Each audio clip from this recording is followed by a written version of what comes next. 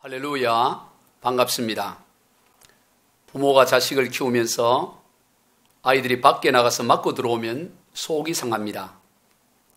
예쁘게 옷을 입혀서 밖에 내보냈는데 맞아서 옷이 구겨져 있고 얼굴은 피멍이 들어있는 모습을 보면 부모는 참기가 어렵습니다. 그런 자식을 위해 그저 옷을 새로 빨아주거나 또 상처가 난 부위에 연고를 발라주는 것으로 끝나는 부모는 거의 없을 것입니다. 때린 아이를 찾아가서 다시는 그러지 못하도록 조치를 취할 것입니다. 그저 맞고 돌아온 자식을 향해 괜찮아, 옷은 새로 빨면 돼, 얼굴에 난 상처도 약 바르면 금방 나아져, 요즘은 병원의 의술도 좋아서 더 심한 상처가 나더라도 수술하면 되니까 걱정하지 마, 그렇게 끝내는 부모는 거의 없을 것입니다. 그런 상황이 되면 보통 부모들은 너는 왜 맨날 맞고 들어오니? 너는 손이 없어 발이 없어. 너도 때려. 누가 너를 때리면 너는 더 세게 때려. 나머지는 내가 책임질게. 아빠가 책임질게. 보통 그렇게 반응을 합니다. 그것이 숨길 수 없는 부모의 마음이지요. 그저 구겨진 옷이나 다려주고 상처에 연고를 발라주는 것으로 부모의 역할에 만족하는 사람은 거의 없습니다. 자식이 맞고 들어오기보다는 도리어 싸워서 이기고 들어오기를 원하지요. 우리의 신앙생활에 있어서도 마찬가지입니다. 우리의 하늘 아버지도 우리가 이 세상을 살아가는 데 있어서 이기는 삶을 살기를 원하십니다. 세상 가운데서 패배해 있는 우리를 그저 위로하고 격려하는 것으로 하늘 아버지의 역할을 끝내기를 원하지 않습니다. 우리로 하여금 세상에 나아가 이기고 승리하는 삶을 살기를 원하십니다. 그런데 우리의 삶을 돌아보면 너무나 패배에 익숙해 있습니다. 그리고 하나님을 그저 그러한 우리를 위로하시고 격려하시는 분 정도로 믿고 살아갑니다. 그래서 하나님, 제가 또 넘어졌습니다. 제가 또 실패했습니다. 제가 또 패배했습니다. 제가 또 죄를 저질렀습니다. 저를 불쌍히 여겨주십시오. 그렇게 회개하며 용서를 구합니다. 물론 그것이 잘못된 것은 아니죠. 그렇게 기도해야 되죠. 그러나 거기에서 끝나면 안 됩니다. 주여, 나로 하여금 이기는 삶을 주옵소서라고 더 나아가야 합니다. 예수님의 십자가는 그저 용서가 전부가 아닙니다. 용서를 넘어 이김을 위한 십자가입니다. 그런데 우리의 삶을 보면 용서에 대한 믿음은 강한데 이김에 대한 믿음은 약합니다. 왜냐하면 지는 것에 너무나 익숙해져 있기 때문입니다. 넘어질 것에 대한 기대와 믿음이 있기 때문입니다. 인생이 다 그런 것이지. 그래서 주님께서 나를 대신해서 십자가에 죽으신 것이지. 그래서 그게 복음이지 라고 하면서 그냥 넘어지고 실패하고 그리고 하나님 앞에 용서를 구하고 그것을 당연시 여기고 살아갑니다. 성도 여러분, 과연 그것이 바른 복음일까요? 그렇지 않습니다. 하나님이 우리에게 요구하시고 성경이 제시하는 기준은 그저 죄와 실패와 넘어짐에서 용서와 격려와 위로를 받는 것으로 끝나지 않습니다. 한 단계 더 나아갈 것을 제시하고 있습니다. 아니, 반드시 더 나아가야만 합니다. 이김의 단계로, 승리의 단계로 반드시 나아가야 합니다. 고린도전서 15장 57절로 58절입니다. 우리 주 예수 그리스도로 말미암아 우리에게 승리를 주시는 하나님께 감사하노니. 하나님은 우리에게 승리를 주신다고 말씀하십니다. 승리를 주시는 하나님께 감사한다고 선언합니다. 그러므로 내 사랑하는 형제들아, 견실함에 흔들리지 말고 항상 주의 일에 더욱 힘쓰는 자들이 되라. 이는 너희 수고가 주 안에 헛되지 않는 줄 알미라. 하나님은 우리에게 승리를 주시기 때문에 우리는 흔들리지 않고 견실하며 더욱 주의 일에 전진해 나갈 것을 말씀하고 계십니다. 승리하는 삶을 하나님은 우리에게 요구하고 계십니다. 지는 것을 당연시 여기면 안 됩니다. 지는 것을 어쩔 수 없는 자신의 수준으로 여기서는 안 되는 것입니다. 도리어 승리를 당연시 여겨야 합니다. 이기는 것을 당연시 여겨야 합니다. 이것이 바른 복음입니다. 요한계시록에서 반복해서 강조하는 것이 이기는 것입니다. 승리를 반복해서 강조합니다.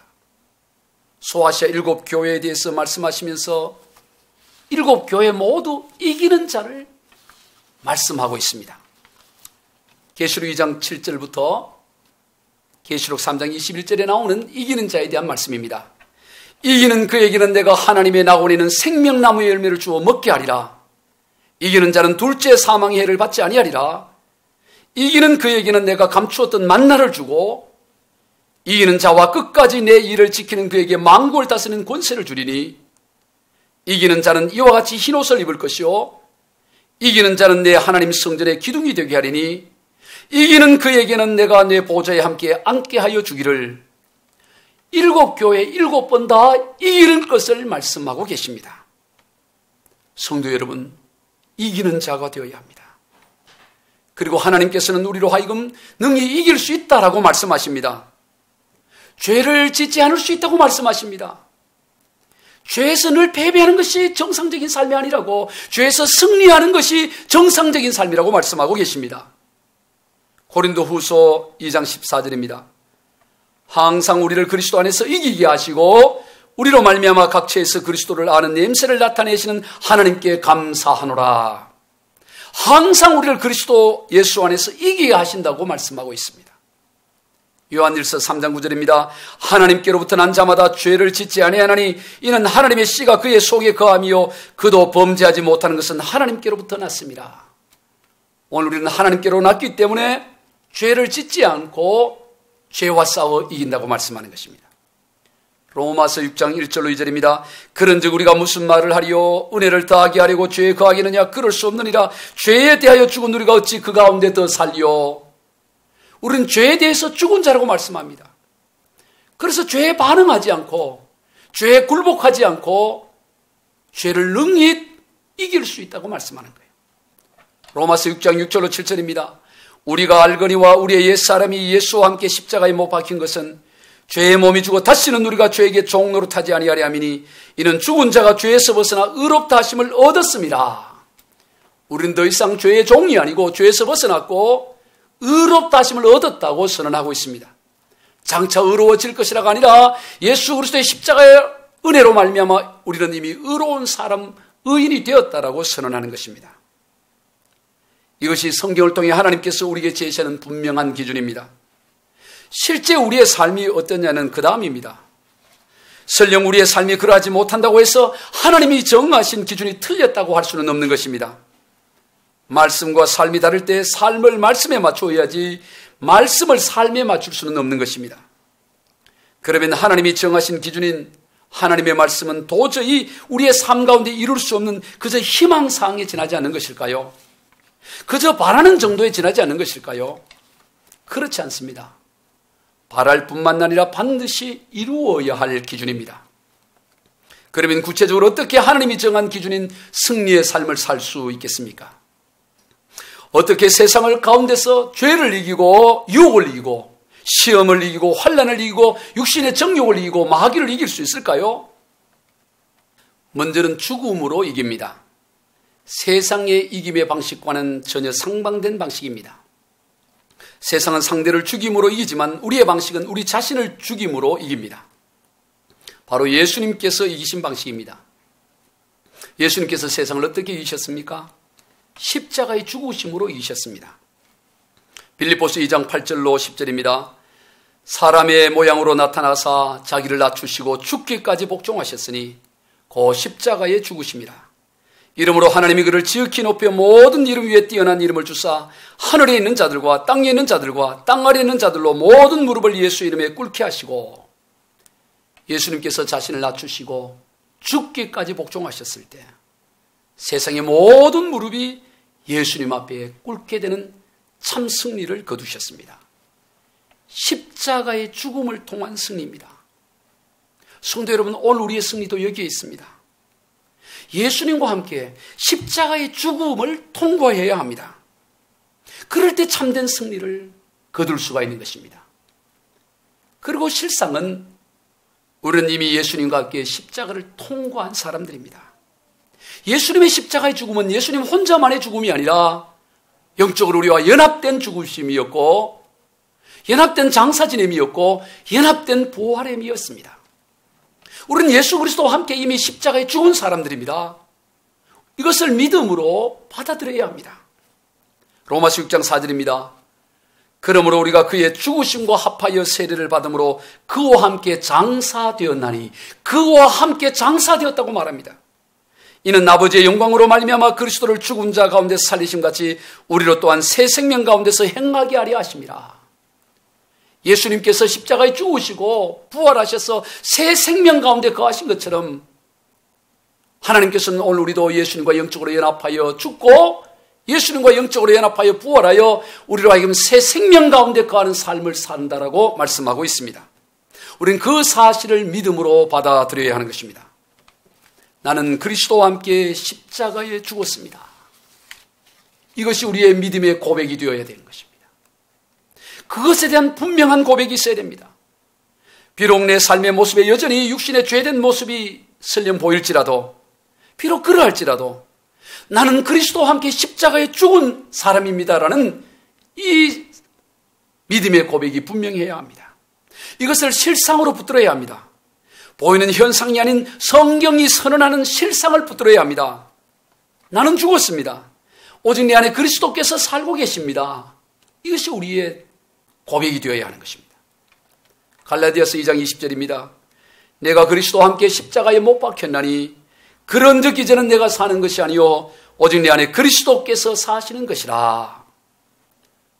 어떤 현상 가운데서도 이 말씀이 진리가 되고 이 말씀을 실상으로 붙들어야 합니다. 그래서 기꺼이 죽어야 합니다. 그런데 이것을 붙들지 못하니 죽지를 못하는 것입니다. 죽지를 못하니 이기지를 못하는 것입니다. 왜 우리가 세상 가운데서 승리하는 삶을 살지 못합니까? 왜 이기지 못합니까? 이유는 단 하나, 죽지 않기 때문입니다. 죽어야 이기는데, 죽어야 승리하는데 죽지를 않으니 늘 거기에서 걸려 넘어지는 것입니다. 또 죽더라도 적당히 죽습니다. 온전히 죽지를 않습니다. 그래서 온전한 승리를 거두지 못하는 것입니다. 온전히 죽어야 합니다. 죽을 뿐만 아니라 장사 지낸 바 되어야 합니다. 예수님은 죽고 사흘 동안 장사 지낸 바 되었습니다. 사흘간 무덤에 갇혀 있었습니다. 완전한 죽음입니다. 그곳에 부활이 있고 그곳에 온전한 이김이 있습니다. 부활의 승리는 온전한 하나님으로 말미암은 승리입니다. 하나님은 우리의 승리가 하나님으로 말미암은 승리가 되기를 원하십니다. 부활의 승리가 되기를 원하십니다. 그래서 부활의 승리가 되기 위해서는 먼저 온전한 죽음이 있어야 되는 것입니다. 그럴 때 하나님으로 말미암은 부활의 승리, 온전한 승리가 이루어지는 것입니다.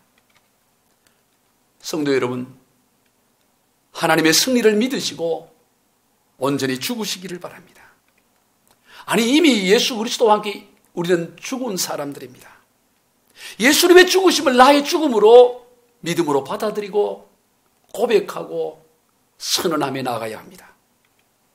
죽음이 무엇입니까? 죽음은 어떤 자극에도 반응하지 않는 것이 죽음입니다. 예수님의 죽음을 묵상하고 그 죽음을 자신의 것으로 받아들임으로 어떤 세상 자극에도 반응하지 않는 단계로 나가야 됩니다. 이것이 우리의 몸부림이 되어야 됩니다. 한국 교회사 가운데 김익두 목사님이라고 유명한 부흥사가 계십니다. 그분은 황해도 안압 출신으로 아주 유명한 깡패였습니다. 난폭한 성격 탓에 안압골 호랑이라고 불렸는데, 안압읍 장날이 되면 장사꾼들은 장에 가는 길에 성황당에서 그를 만나지 않게 해달라고 빌었다고들 합니다. 그런 그가 선교사가 전한 예수복음을 받아들이고 나중에는 신학교에 들어가서 목사가 되고 유명한 부흥사가 되었습니다. 어느 더운 여름날 부흥회를 인도하기 위해 높은 언덕을 넘어가다가 잠시 땀을 쉬기 위해서 사람이 없길래 위쪽 오리를 훌훌 벗고는 바람을 맞으며 앉아 쉬고 있었습니다. 그런데 얼마 뒤에 술에 취한 한 사람이 비틀거리며 올라오더니 다쳤고자 너 왜 나보다 먼저 올라왔어 하며 때리기를 시작했습니다. 목사님은 대항하지 않고 다 맞았습니다. 한참을 때리더니 대항을 하지 않으니까 숨을 몰아쉬면서 가만히 있었습니다. 그러자 목사님이 그에게 형씨 다 때렸소 하고 손을 들썩 잡았습니다. 목사님의 손의 힘이 아주 강했습니다. 아파하는 그를 향해 예수는 내가 믿고 복은 자네가 받았네 라고 했습니다. 그 말뜻이 무엇인지 몰라 어른들을 하는 그에게 내가 김익두야 라고 했습니다. 그제서야 김익두라는 말에 깜짝 놀라며 벌벌 떨었습니다. 그러자 김익두 목사님이 그래서 내가 뭐라고 했는가? 예수 믿기 전에 이런 일을 당했으면 자네는 여기서 장례식까지 끝나는 거야. 그런데 내가 예수 믿는 덕에 자네가 살았지 않았는가? 그래서 예수는 내가 믿고 복은 자네가 받았다고 한 걸세 라고 했습니다. 그러자 그 사람이 빌면서 잘못했다고 용서해달라고 하면서 앞으로 제가 어떻게 하면 되겠냐고 하니까 김익두 목사님이 뭘 어떻게 나를 따라오게 하고 그를 데리고는 부흥회에 참석하게 해서 그도 예수를 믿고 나중에는 교회 장로가 되었다는 이야기가 있습니다. 기꺼이 당함으로 이기고 기꺼이 죽음으로 이기는 것입니다. 감정의 감정으로 반응하는 것이 아니라 감정의 십자가로 반응하는 것입니다. 거기에 하나님의 승리가 있습니다. 다음으로 이기는 삶을 살기 위해서는 더 이상 자신을 위해 살지 말아야 합니다. 삶의 목표가 달라야 합니다. 누구나 다 자신을 위해 살아갑니다. 궁극적인 목표가 자기 자신에게 있습니다. 내게 유익한가? 내게 무슨 도움이 되는가? 그것이 세상 모든 사람들의 기준입니다. 그러나 우리 그리스도인들의 기준은 그렇지 않습니다. 아니, 그럴 필요가 없습니다. 왜냐하면 우리 자신보다도 더 우리를 위하여 애쓰시는 분이 계시기 때문입니다. 그러므로 우리는 우리 자신을 위해 살 필요가 없습니다. 우리를 위해 우리 자신보다도 더 사랑하시는 그분을 위해 살면 됩니다. 그분이 바로 예수 그리스도이십니다. 예수 그리스도를 위해 살 때 우리는 가장 복된 삶, 승리하는 삶을 살 수가 있는 것입니다. 갈라디아서 2장 20절입니다. 내가 그리스도와 함께 십자가에 못 박혔나니 그런즉 이제는 내가 사는 것이 아니요 오직 내 안에 그리스도께서 사시는 것이라. 이제 내가 육체 가운데 사는 것은 나를 사랑하사 나를 위하여 자기 자신을 버리신 하나님의 아들을 믿는 믿음 안에서 사는 것이라.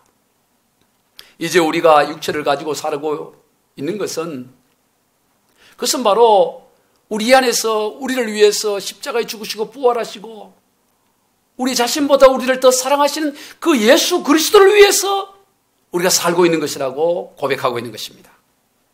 고린도후서 5장 15절입니다. 그가 모든 사람을 대신하여 죽으심은 살아있는 자들로 하여금 다시는 그들 자신을 위하여 살지 않고 오직 그들을 대신하여 죽었다가 다시 살아나신 이를 위하여 살게 하려 하심이라. 예수님께서 왜 모든 사람을 대신하여 죽으셨는가? 그것은 바로 우리를 하여금 더 이상 우리 자신을 위해 살지 않고 우리를 대신하여 죽으신 예수님을 위하여 살도록 하기 위해서 모든 사람을 대신하여 죽으셨다고 말씀하고 있습니다. 그러므로 우리는 더 이상 우리 자신을 위해 살아서는 안 됩니다. 부활의 새 생명을 가진 우리는 더 이상 우리 자신을 위해 살 것이 아니라 오직 우리의 주인 되신 주님을 위해 살아야 합니다. 성도 여러분, 우리의 생명은 더 이상 우리의 것이 아닙니다. 내 생명의 주인이 내가 아닙니다. 나를 위해 십자가에 죽으시고 다시 살아나신 주님이 우리의 인생의 주인입니다. 그러므로 내가 지금 기분이 어떠하냐? 내게 그것이 얼마나 유익하냐? 그것이 기준이 되어서는 안 됩니다. 언제나 우리의 기준은 주인이 되어야 됩니다. 주인 되신 주님이 어떻게 생각하시는가? 어떻게 여기시는가? 그것이 늘 기준이 되어야 합니다. 우리는 그저 종입니다. 주인이신 주님이 기준이 되어야 됩니다. 그래서 종의 입장에서 기분이 어떠하고 유익이 어떠하고 그것을 따질 것이 아니라 주인에게 그것이 얼마나 유익하고 주인이 얼마나 원하느냐, 거기에 초점을 맞추어야 합니다. 그런데 대부분의 삶이 주인을 위한 삶이 아니라 종이 주인 노릇을 하고 살아갑니다. 주인 대신 예수를 위해 살아야 되는데 종인 자신을 위해 살고 주인이신 예수님마저도 자신을 위해 살도록 하는 그저 종으로 여기고 있기 때문에 이 순서가 잘못되어 있기 때문에 거기서 넘어지게 되는 것입니다. 이 순서를 분명하게 해야 합니다. 예수님이 우리 인생의 주인이시고 나는 종이고 나는 더 이상 나 자신을 위해 살지 않고 주인 대신 예수님을 위해 나는 산다. 이것이 분명해질 때, 그럴 때 우리는 언제나 승리하는 삶을 살 수가 있는 것입니다. 우리의 초점이 우리의 참 주인 대신 예수님께 있어야 합니다. 그러므로 언제나 우리 안에 거하신 예수님으로 반응을 해야 합니다. 일이 찾아오고 문제가 찾아오면 그 일과 문제에게 예수님을 소개해 드려야 합니다. 그래서 예수님이 그 일을 어떻게 반응하시고 그 문제에 어떻게 반응하시는가를 살펴보고 그렇게 나아가는 삶, 그것이 그리스도인의 삶이요, 그것이 신앙의 삶인 것입니다. 여기에서 놓쳐버리면, 여기에서 초점이 틀려져 버리면 그것이 바로 실패의 원인이 되는 것입니다. 우리가 잘 알듯이 다윗이 얼마나 많은 어려움과 고난의 세월들을 보냈습니까? 말로 다 할 수 없는 어려움의 시간들을 겪었습니다. 또 연약하게 넘어지기도 했습니다. 그러나 그에게 언제나 중심이 되는 것이 있었습니다. 비록 넘어졌다 할지라도 다시 중심을 잡고 일어서는 것이 있었습니다. 그것이 바로 시편 16편 8절의 말씀입니다. 내가 여호와를 항상 내 앞에 모시며 그가 나의 오른쪽에 계심으로 내가 흔들리지 아니하리로다. 다윗은 항상 하나님 앞에 거하는 인생을 살았습니다. 내가 여호와를 항상 내 앞에 모시며 그의 인생은 언제나 하나님 앞에 거하는 인생이었습니다. 그것이 그의 기준이었고 그의 중심이었습니다. 그러했기에 언제나 거기를 초점으로 기준으로 삼아 살아갈 때 비록 혹 넘어졌다 할지라도 다시 그것을 기준 삼아 일어나서 결국에는 승리하는 삶을 살아갔던 것을 우리가 보게 되는 것입니다. 기준을 어디에 두고 있느냐? 나 자신에게 두고 있느냐? 아니면 우리 인생의 주인 되신 예수 그리스도께, 하나님께 우리의 인생의 기준을 두고 있느냐? 그것이 승패를 좌우하는 것입니다. 말씀을 정리합니다. 우리의 옛사람은 예수 그리스도와 함께 십자가에 죽었습니다. 오직 우리 안에 예수 그리스도께서 살고 계십니다. 더 이상 우리의 인생의 주인은 우리 자신이 아닙니다. 우리 자신보다도 더 우리를 사랑하시고 우리를 더 선한 길로 인도하시는 주님이 우리 인생의 주인이십니다. 우리 주는 우리 자신보다 더 사랑하시고 위하십니다. 그러므로 우리는 오직 그 주님만을 위해 살아야 됩니다. 거기에 기준을 두고 살아야 하는 것입니다. 그럴 때 우리는 언제나 이기는 삶을 살게 될 것입니다. 우리 모두 그러한 인생들이 다 되시기를 주 예수 그리스도 이름으로 축원드립니다.